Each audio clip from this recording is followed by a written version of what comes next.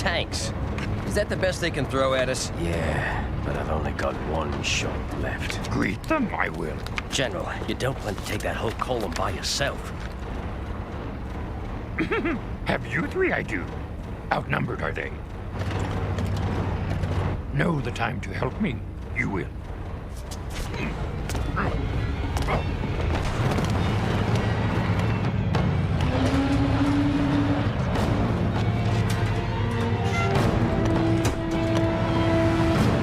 It's the Jedi.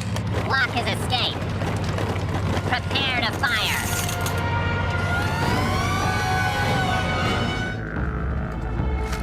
Supreme Leader, we found the Jedi. Excellent. Where is he? He's just sitting here, in front of our tanks. Shoot him! Shoot him now! Quickly, ready, aim, fire! Fire!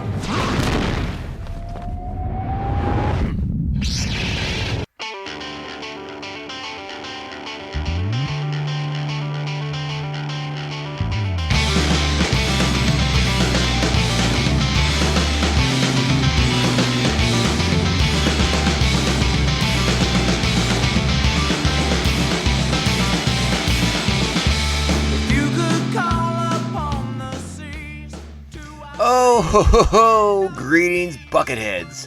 Mayvar Tigar. Welcome to the 26th pulse-pounding episode of Mando Vision.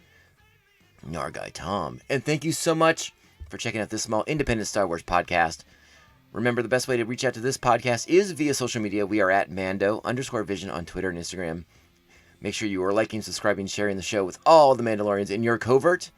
We are on Apple Podcasts, Spotify, Stitcher, iHeartRadio, Google Play, and many, many more. And if there's some out there we're not on yet, just let me know.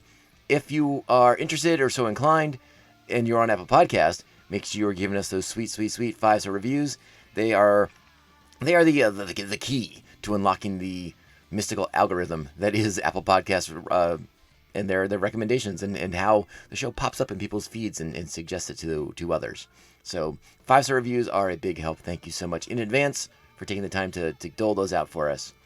Remember, we are part of the 3BZ network of podcasts. So you can head over to 3BZ.com where you will find links to all the shows on the 3BZ network, including Beer Night in San Diego, the Tomcast podcast featuring yours truly, and this podcast you're listening to right now, Mando Vision. We also have a store MD page if you're looking for sweet, sweet merch. Hey, check it out. Why don't you? All right, we're back. This is the official kickoff, right? I mean, we kicked it off last week by reviewing the movie of Star Wars: The Clone Wars from 2008. But this is like the kickoff because now we're into the episodes, the individual episodes of Star Wars: The Clone Wars. And it's going to be a fun look back. So we have to do something first before we get into the nitty-gritty with this episode. We have to do what we always do on Mandovision. It's time to strap on your buckets. Let's go. We're low on ammo, sir.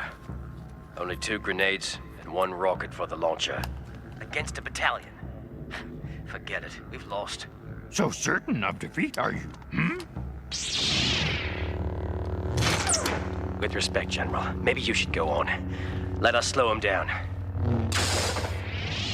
All around us is that which we need to prevail. Yes. Come, sit. Your helmets, remove them. Your faces I wish to see. There's not much to look at here, sir. We all share the same face. Deceive you, eyes can. In the Force, very different each one of you are.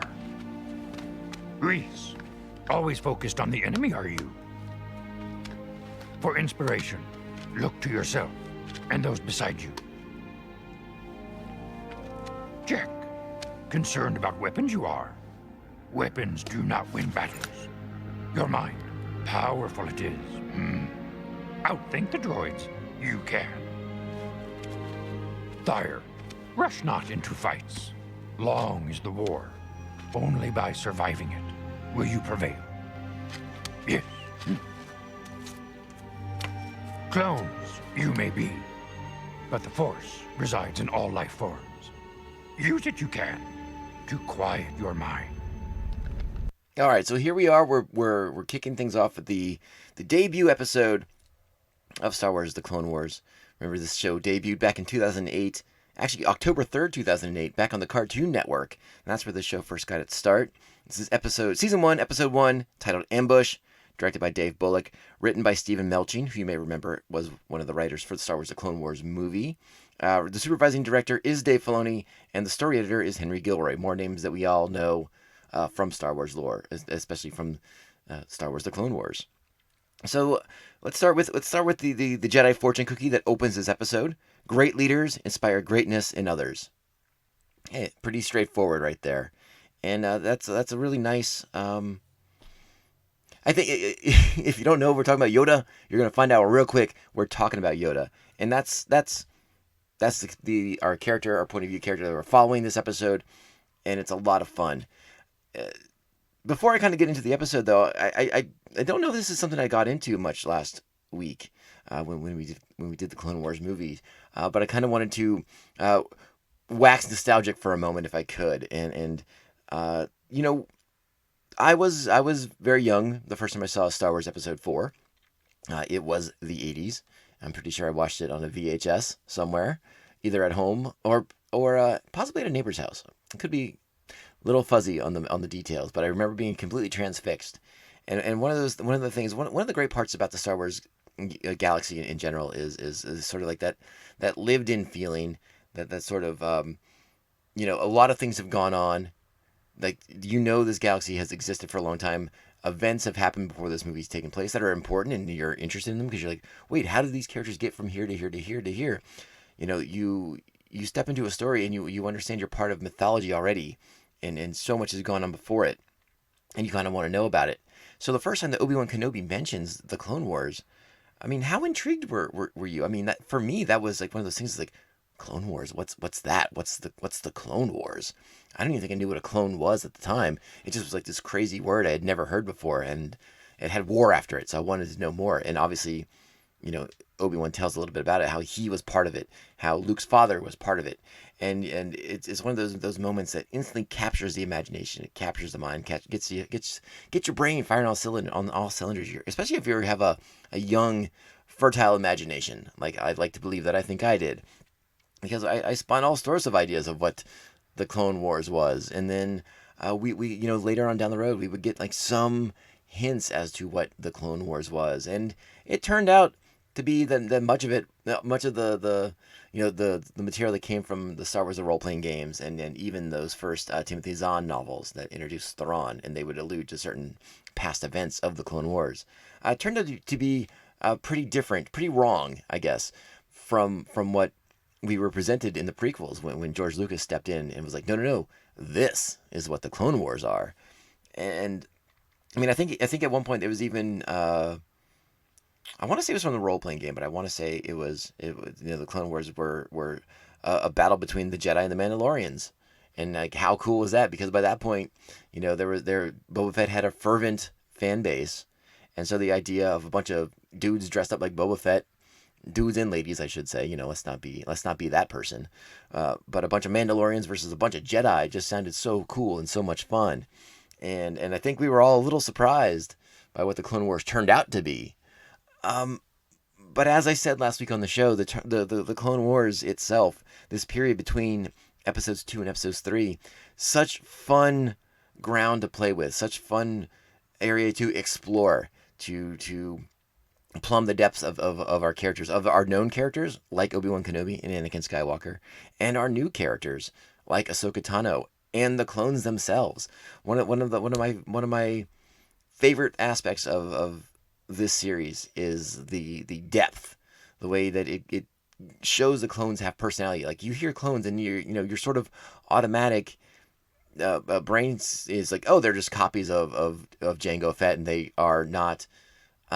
They're kind of like automatons to a certain extent, right? Like they're kind of programmed, they're kind of controlled. But no. There's so much more to the clones than that. That is just a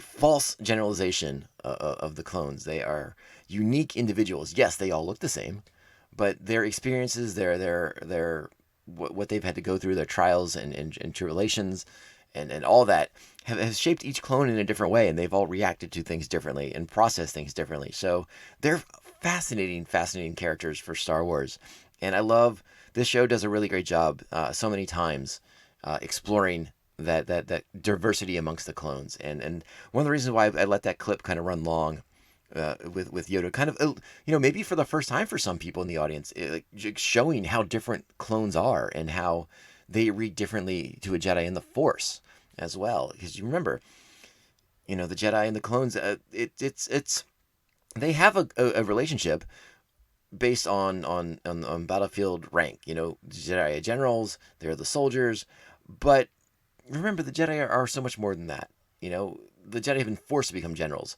which is part of Sidious's trap.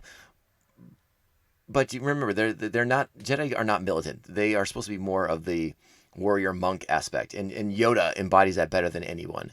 And so him sitting the clones down and having them remove their helmets and speak to them as individuals, I think it's just a really, really wonderful scene. It really got me. It got me in the feels. So last week when we were discussing the movie, I came out and I said, this is sort of an overly complicated plot for Star Wars: The Clone Wars movie.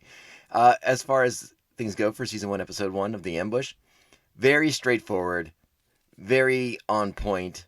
This I think this was the perfect way to kick off this series as far as a weekly episodic show would go.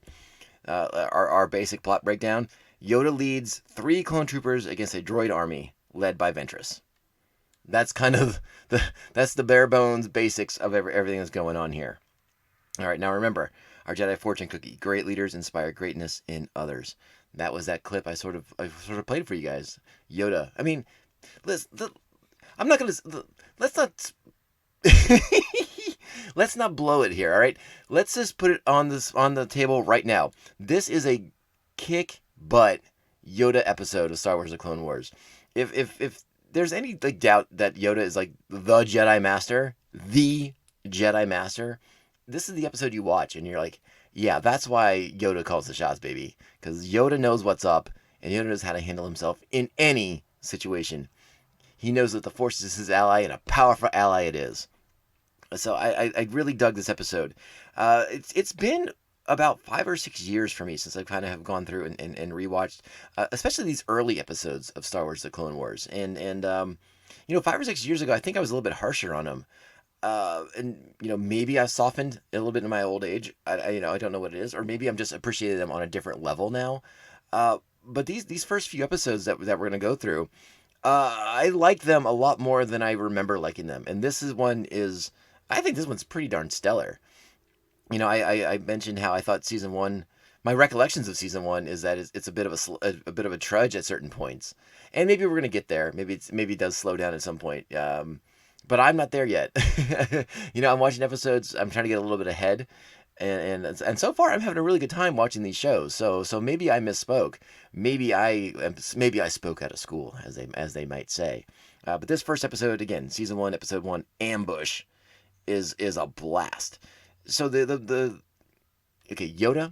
and the clones, they're on their way to a rendezvous with King Katunku, who is the king of Toydaria. You remember Watu, the slave owner of Anakin Skywalker and Shmi Skywalker from Episode 1? The little flappy junk droid. I'm sorry, little flappy junk dealer who had all the droids and makes the deal with Qui-Gon Jinn. They make the bet for Anakin and Qui-Gon wanted Shmi at the same time, but Watu wouldn't go that far. No pod race is worth 2 slaves according to Watu. So we recognize the Toydarians, from that. That's our familiarity with them. But we see a much more, clean-cut, regal version of these royal Toydarians, which that's new. That was new. I mean, Watto was kind of our only experience with Toydarians up to this point, and to see a little bit more of what their people are like, who aren't junk dealers on Tatooine, was interesting. So Yoda's going to negotiate an alliance with King Katunku, so that the Republic can put a base on Toydaria. Now, obviously, the Separatists have problems with this. They want to sabotage these negotiations. They don't want the Republic to be able to put a base on Toydaria. They want the Toydarians to do business with them. And so, using nefarious means and attempting to convince the Todarians that battle droids are far more effective than Jedi, despite the fact that the King Katunku has heard that one Jedi is worth 100 battle droids. Ventress and Count Dooku attempt to sway them, and so after Yoda's ship is attacked in orbit by separatists, they flee in escape pods. They land on the planet, and a challenge is sort of issued, a bit of a contest between the separatist forces and Yoda and the 3 clones that he evacuated the Republic cruiser with. Really fun stuff, and it's one of these overwhelming odds stories. There's a lot of you'll sort of recognize a lot of the basic beats of the story. The small group versus the overwhelming forces. It's in a lot of war movies, a lot of historical pieces. It's familiar, which is good. Star Wars has to have I think Star Wars works best when there is something to kind of bounce it off of. We talked about it a lot with The Mandalorian. A lot of the Western references and obviously the big samurai movie influence. This works as well too, and in Clone Wars, playing off a sort of World War II, World War I movie vibe. It has some credence to it, and it's tales of its time. I mean, we can go back to the 300 versus the Persians. Again, a small force versus overwhelming numbers, and persevering and triumphing in many cases. So that's what we have here. The deal is Yoda has to reach the rendezvous point for the meeting by sundown, and Ventress is going to do everything that she can to prevent that from happening. Now the King seems to want to think that the Separatists are going to play fair, but that goes out the window pretty quickly as the Separatists do pretty much anything they can to get the drop on Master Yoda and the 3 clones. But again, we've played the clips, and listen, big spoilers here. Yoda's going to come out on top. Okay? Yoda's going to come out on top. So some fun little nuggets in this episode that I observed. The targeting display on the Republic frigate looks exactly like the targeting display on the Millennium Falcon back in A New Hope. That was pretty darn cool. I didn't say specifically, but we are on the Rishi moon. That's where this rendezvous is taking place. The creatures that Yoda seems to be playing with nearby at the end are called Nibre. How about that? And if you're into Orabesh, when Lieutenant Thier is looking through the binoculars, the view screen translate to regular mode and infrared mode. How about that? Pretty cool. I wish I had taken more time to learn Orabesh back in the day, because it would come in pretty handy with doing a podcast about Star Wars stuff. That is for darn sure. And then a little bit of trivia here. The clone trooper Lieutenant Thier, who we see in this episode, one of the 3 clones with Master Yoda, also in Episode 3, Revenge of the Sith.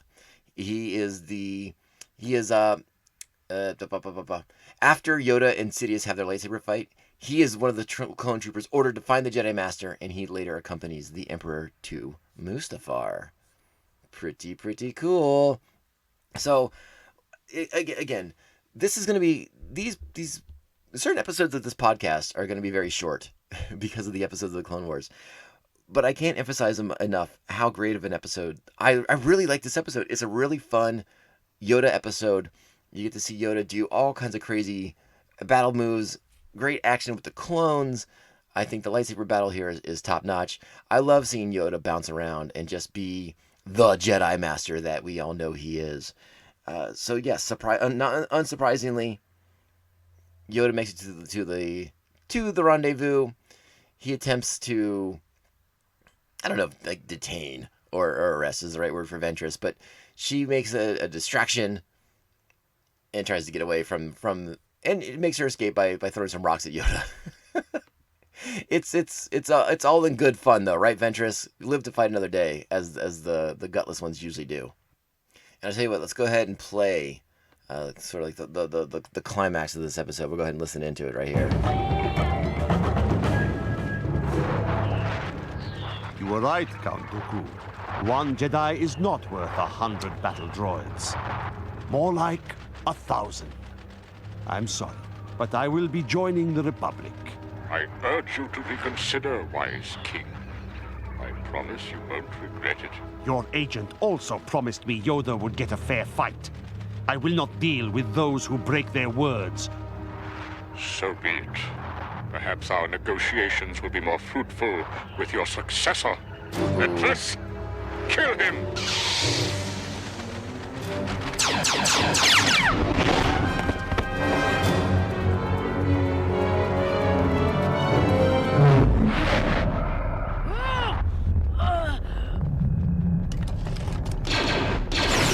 And Yoda kind of show up out of Master nowhere, Yoda. but that's okay. We'll I let it am happen. very pleased to meet you, at last. Share the feeling, I do, King Katunko. Failed you, Ventress has. Count. I don't fear you, Jedi. Strong you are with the dark side, young one. But not that strong. Yanks her lightsabers away. It's pretty good. Still much to learn, you have. He gives him back. What a nice guy. Surrender, you should. And there she gets the device. Rocks come tumbling down there and kill everyone. Luckily, Yoda's there to save everyone while Ventress makes her escape. But then we get Yoda to talk to the Smack real quick. Talk that Smack, Yoda. In the end, cowards are those who follow the dark side. It's a pity I wasn't there in person, my old master. A pity, indeed. My fallen apprentice. Perhaps now, begin negotiations we can. That is not necessary, my friend. You have my faith. Toydaria would be honored to host a Republic base. My people are at your service. There we go. And that's pretty much the end there. They're going to formalize that treaty. You're going to make good on all the goodness of Star Wars: The Clone Wars, right? Right? I mean, come on. Who's going to go against Yoda? Anyways, that's the episode. I don't know what else to tell you guys about it. It's really, really fun. I didn't read off the voice cast, but this is Tom Kane as Yoda. We got D. Bradley Baker as the voice of all the clones. This is the episode that debuts Corey Burton as Count Dooku, taking over for Christopher Lee, who did do Dooku in the movie version. And then I'll say it now too, because I believe next week is when he makes his debut. But Terrence Carson steps in to play Mace Windu in the weekly series here, taking over for Sam Jackson, who was also in the Clone Wars animated movie. So that's it. That's episode 1, season 1, Ambush. I told you, I love this episode. I'm gonna give it 8 lightsabers. Yes, 8 lightsabers this week. I really dig this episode. I could even make an argument for 8.5 lightsabers. But again, I temper it because I know the highs to which this series goes, and I think 8 is a real strong opening statement. Now, moving forward, we got a lot of episodes to get into, and we get into the 3-part. It's sort of a 3-part episode arc coming up with the Malevolence, and I think you all know which ones I'm talking about. And there's some ups and downs with that, but don't worry, it's going to be fun to recap those. I'm actually enjoying watching those more than I thought I would, having gone back into them now. So that is the breakdown. But what I wanted to do here, I want to talk directly to you all about what we should do as far as moving forward with MandoVision as we recap Star Wars: The Clone Wars. So there's a couple different ideas on the table. Now I'm very much still in the mode and in the mindset of every episode will be, no matter what the length of the show, there will always be one episode dedicated to each episode of Star Wars: The Clone Wars. So yes, next week, or this one you're listening to, episode 1, next week episode 2, the following episode, and so on and so on and so on. Or would you rather I did a bunch together? Like, should I do the Malevolence episodes, all at the same time, because they're all sort of connected together? I don't know. It makes for a longer episode, but I think it's kind of nice that you're going to get a really digestible version of MandoVision to go along with the show. If you're watching the show, if you're rewatching the show with us, you're only going to have like a 20-30 minute episode to listen to most of the time. Now, there will be longer episodes as we get into some of the more mythology-based episodes, when we start diving into some of the Force issues that come up in later seasons. Yeah, that'll be a longer episode with more discussion points and more talking points. But so many of these are action-based episodes. and so they watch a lot faster, and they don't require quite as much discussion and conversation. So what kind of format would you all like? Now, I'll tell you what I'm leaning towards also, because I am still leaning towards episode by episode. Tit for tat. Does people still say that, tit for tat? I don't know. But I'm leaning towards releasing 2 a week. One on Monday, one on Friday sort of situation. What would you all think of that? So I'd love to get some feedback from you all. Is 1 a week enough? Would you rather do 2 a week? What do you all think? I'm very curious. I want to give you guys the product in whatever format you desire it to be in, and in whatever kind of speed I can do. I do want to get a little bit ahead, that's for sure, because it is, for those who know me and know the life that I live, you know that my lovely Mrs. Mandovision calls the shots a lot, and it is wintertime across the country, which means it's time for her to schedule ridiculous snowboarding trips in the middle of a pandemic. So I'll have 18 masks on and be on a mountain somewhere. So I want to have a couple episodes in the bank, but I want to make sure I'm giving you guys all the content you can handle, even if I'm sequestered in a hotel room somewhere on a mountainside. So we'll see how that all goes. Again, let me know what format you want. I'm here to, I live to serve, I live to please, and that's what we're going to do here on Mandovision, all right? So I hope you've enjoyed this episode. I hope you got to watch the episode with me. You've gone back, you watched it, now you're listening to the breakdown. Maybe this episode inspires you to go back and watch it. Again, if you're listening to this podcast, you have Disney Plus. You have access to all these shows already.